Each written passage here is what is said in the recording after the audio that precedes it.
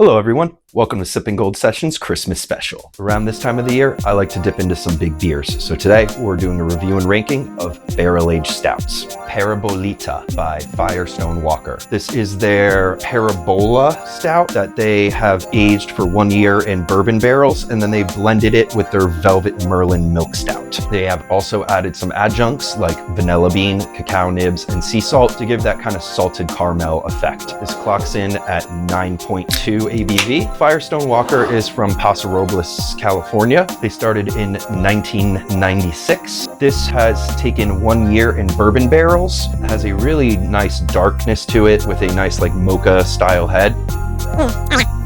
Lots of chocolate, definitely getting that vanilla in there. Coconut too. I'm also getting some like toasted marshmallow and some oak character from the bourbon barrel as well.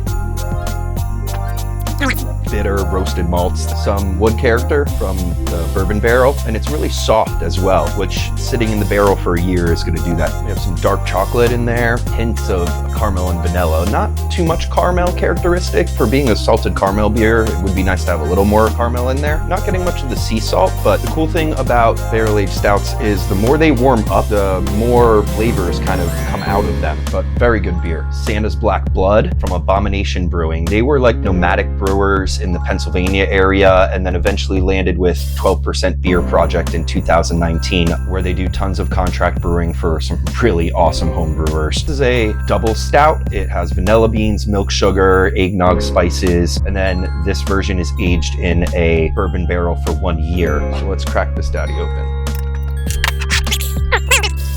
Actually even darker than the Parabolita, and the head is even darker as well. I think this is actually from 2024, the bottle that I got. I don't believe it's their 2025 edition, so this is actually an extra year to age in this bottle. Definitely getting some of that like eggnogginess in there, and vanilla, and lots of wood character. That is a thick boy. Yeah, that is very viscous and very bittersweet chocolate and heavy on the roasted malts. Getting some cinnamon in there, a little bit of like toffee caramel kind of vibe going on, and even some dried fruit. That's also from the barrel aging. When the beer sits in the barrel for that long, especially a stout, it's gonna garner some like dried fruit characteristics similar to what you would get from a port barrel aged whiskey. That milk sugar I was a little worried about, but it's not overpowering the beer or it hasn't gone bad. I've had beers with milk sugar or lactose, and over time that milk sugar just does not play well with the beer. But I feel like a lot of brewers nowadays have really gauged in the right amount of lactose to be putting in beers. Abomination makes a lot of really cool stuff. This is up that alley and very enjoyable.